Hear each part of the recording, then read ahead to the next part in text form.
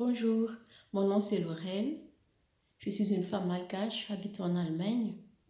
Je tiens à faire cette vidéo pour vous partager ce que le Seigneur a fait dans ma vie. Oui, je veux témoigner ce que le Seigneur Jésus-Christ, le Saint-Esprit et Dieu, le Père, a fait dans ma vie. Et comment j'ai aussi reçu le Seigneur Jésus-Christ comme Sauveur et Seigneur. Oui, le point de départ de cette nouvelle vie, il y a un an aujourd'hui, mon fils aîné a eu un accident grave de voiture qu'il fallait lui faire une opération. En arrivant à l'hôpital, on lui a fait une opération tout de suite au niveau du cerveau. Le médecin nous a dit de ne pas avoir beaucoup d'espoir parce que c'était très grave. Ils ont fait ce qu'ils ont pu, mais espérer n'est pas du tout au rendez-vous. Donc, nous avons prié, moi et ma famille, mes sœurs de Madagascar, toute la famille, et aussi les amis, on a prié. Et par la grâce de Dieu, la première opération s'est réussie. Oui. Mais une semaine après, le 7 juillet, il fallait encore faire une deuxième opération parce qu'on a constaté qu'il y a un chaos de sang dans le cerveau, qu'il fallait l'enlever. Oui, cette deuxième opération, c'était très grave, très critique. Nous avons appelé le médecin, le chirurgien, et il nous a dit que ils n'ont pu rien faire. Il nous a dit, nous sommes désolés, on ne peut plus rien faire. Et en entendant cette nouvelle, j'ai appelé mes sœurs et on a prié en même temps. J'ai fait une courte prière avec mon mari qui a déjà pleuré. J'ai fait une courte prière que nous refusons cette nouvelle, que c'est pas ta volonté, Seigneur, c'est pas ce que tu as promis, et nous refusons totalement. Et 5 minutes après, le téléphone a sonné et on nous a annoncé que mon fils est sauvé. On a pu le sauver, soudainement, on a pu le sauver. Oui, Dieu est grand, Dieu est très grand. Nous avons prié en instant même, oui, en instant même, mon fils a été sauvé par la grâce de Dieu. Oui, c'était la deuxième opération, mais il fallait encore faire une troisième opération.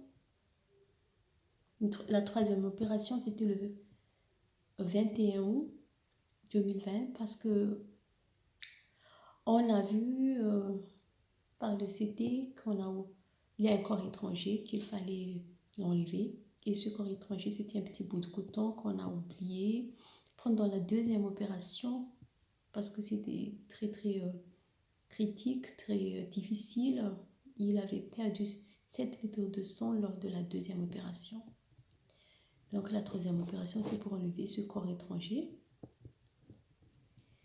Mais par la grâce de Dieu, il n'y a pas de complications. Il n'y avait pas de complications. Tout s'était bien déroulé. Oui, et il était toujours plongé dans le coma. Mais en réveillant du coma, on a constaté que il fallait encore faire une opération pour pose de shunt. C'était un petit tuyau qu'on met dans le cerveau tout au long des coups, jusqu'à l'estomac pour l'évacuation du liquide du cerveau. Donc on a fait une quatrième opération pour cela. Et le lendemain encore, la même chose, la 5e opération, parce que ce shunt ne fonctionnait pas très bien comme il fallait. Donc, il faut le refaire le lendemain même. Oui, c'était 2 jours successifs, le 9 et le 10 septembre 2020. Oui, c'était très difficile pour nous, mais nous avons la foi, une foi ferme et inébranlable. Oui, nous avons mis notre confiance en Seigneur, au Seigneur. Et tout s'était bien passé.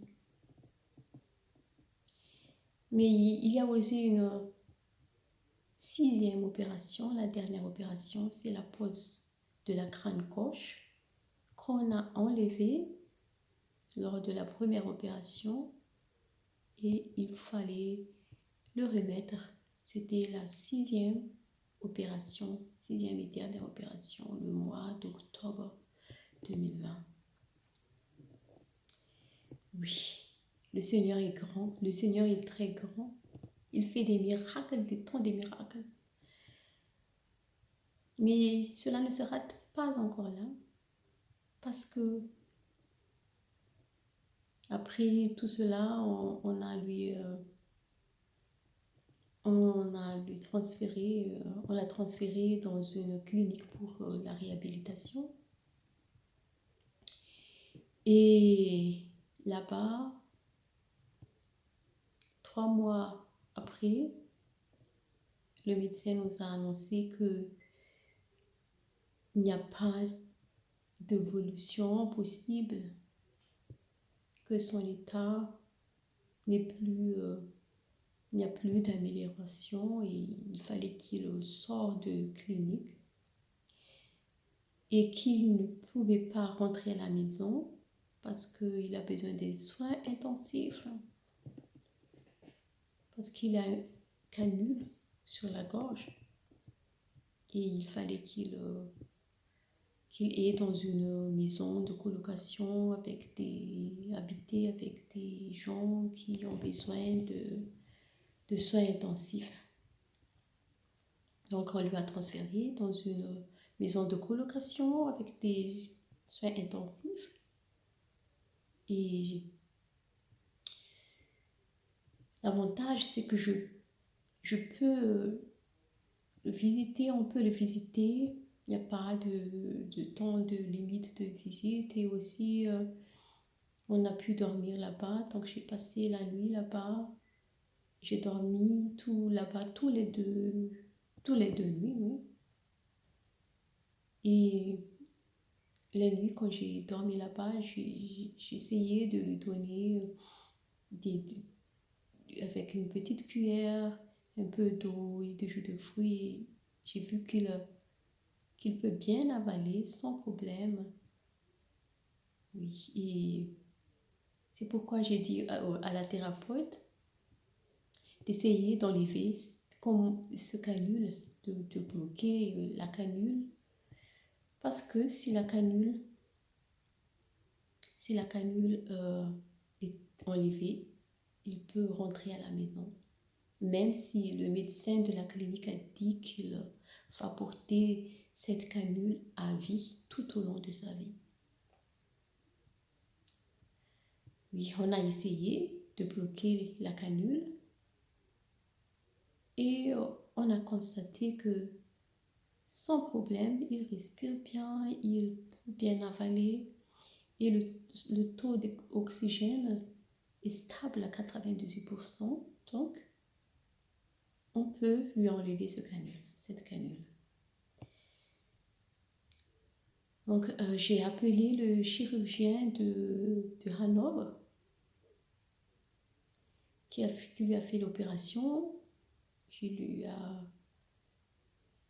prié de recevoir mon fils, de s'occuper de mon fils et de l'enlever cette canule. Et par la grâce de Dieu, il a accepté et mon fils a été transféré à l'enfer pour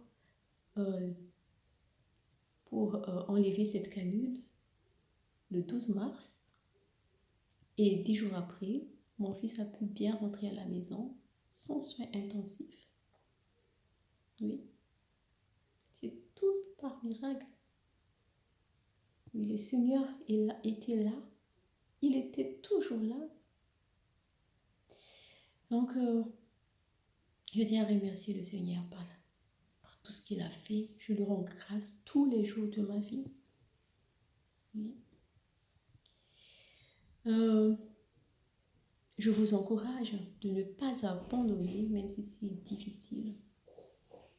Même si les médecins disent qu'il n'y a plus d'espoir, même si vous ne voyez plus aucune solution. Oui, Jésus-Christ a déjà gagné le combat. Il a porté nos souffrances, nos iniquités, nos maladies. Donc, il suffit de croire. Il suffit de croire. Oui, la parole déclare, si tu crois, tu feras la gloire de Dieu. Nous avons cru et nous avons vu la gloire. Oui, nous avons vu la gloire. Moi et ma famille, nous sommes les témoins vivants de cela. Oui, Jésus-Christ est vivant. Il guérit toujours. Et il guérit à merveille.